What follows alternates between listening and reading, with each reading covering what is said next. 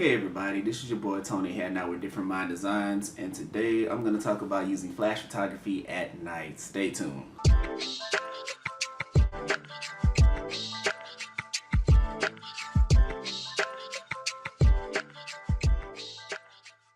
What's going on, folks? This is Tony Hatton with Different Mind Designs. I am a Houston-based photographer, and in today's video, we're going to talk about using flash photography at night. So let's go ahead and get into it. First thing that I want to say is I'm no photography guru. I'm not formally trained. I don't have all the info, so there are probably different and even better ways to do this. I'm just only going based on my experience. However, if there is another way that you know of, hey, feel free to leave it in the comments. I'd like to learn more. If there's a different way that you do it, share it. If there's a better way to do it, share it. Just, hey, let me know. And hopefully you take away something from the video. If not, at least you watch it. I do appreciate the view. So let's get on with it. All right, so first off, what you're gonna need is a good flash. Any off-camera flash should do just fine. This one in particular is the Yongnuo YN660 speed light. I definitely would recommend it. It's relatively inexpensive. It does work really well. It allows me to pull off some really clean shots. It has its own,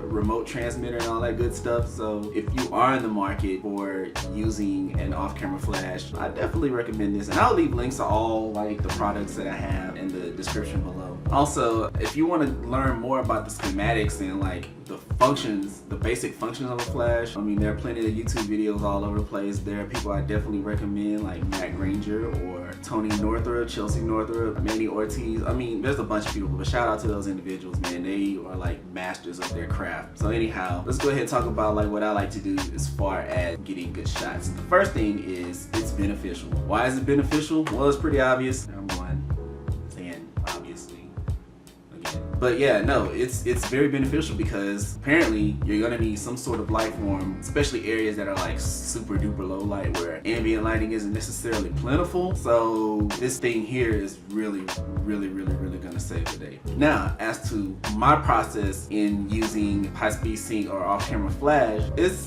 pretty similar to the way daytime photographers shoot. The goal is to make sure that the subject does stand out against the background. So I noticed that a popular trend is that they will speed up the shutter speed really fast to make the background appear really dark, but then they'll boost up the flash power to make the subject appear really well lit, which is actually very aesthetically pleasing. However, whenever I'm particularly doing it at night, I do it a little bit different. What I do is I actually slow down the shutter speed so that the background is nice and vibrant, because you want to make sure that stands out. That's one of the things that makes the photo look really nice. But then also make sure that the model is well lit as well. So basically, I'll tell you how I do that. My process is basically expose to the background first. What I mean when I say that is don't use your flash or anything. Get your camera settings right. So make sure you set your shutter speed, your ISO, your aperture to the point to where you want it. Get a couple of test shots to where you get the background the way you want it, and then turn on your flash and get your shot. That way, with everything set, you don't necessarily have to mess with the camera anymore. You're only adjusting the flash. And when you're adjusting the flash, then you can kind of tweak it the way you want. One tip though with that is if you want to get a really good exposure,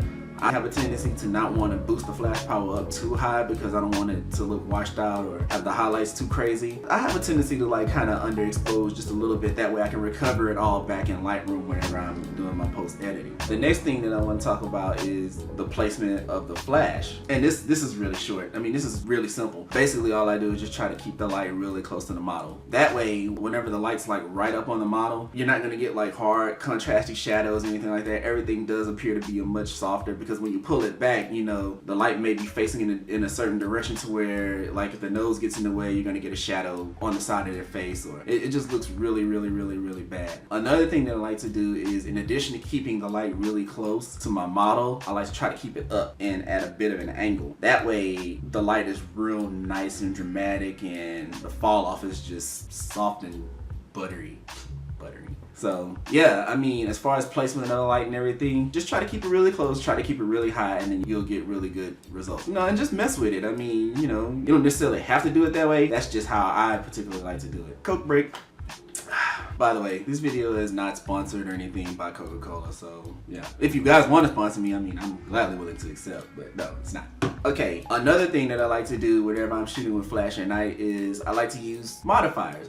Even shooting during the day, you always want to try to make sure that you get a modifier. And this is for like beginners, I guess, because for all you veterans out there, I mean, you guys kind of already know this, but I like to use octoboxes. This here is the newer 24-inch octobox. I also have it attached to a Bowens mount, so when I put it on my light stand, it like angles and all that good stuff. But when I'm using those, it actually has a diffuser that goes on the front, which kind of spreads the light real nice and even across the model, just adding those softer shadows and just makes everything nice, even, and just makes it look real just nice. Another tip that I can give you is don't solely rely on the flash. If you're in an area where there's plenty of ambient light, try to get that in there. That way you don't necessarily have to like use the flash for everything. Try to use like a mix of both flash and ambient. You know, try to use one as a key and one as a fill. That way you get much more of a natural look. That's one thing. Another thing is you can try to use multiple flashes, or majority of these flashes have these little infrared sensors. So if you set up like several flashes, you can use one that's basically a master and set all the other flashes to slave mode. Look it up somewhere. You'll find it on the internet. I'm not going to get into that. But you can use it to slave mode. That way when this one goes off, other flashes go off and it lights up. So like if you want to get a nice backlighting, or you want to like use dual flashes on both sides and just kind of even out the light that way, that's fine. Me personally, I don't like to carry around all that equipment when I'm walking around at night. One flash does me fine and I'm happy with it. So that's another takeaway tip you can use. And then the last takeaway tip I can give you is the more lights in the background, the better your photo. So you get those lights nice and popping, you throw that flash on top of your subject, man, I'm telling you, you're gonna get some dope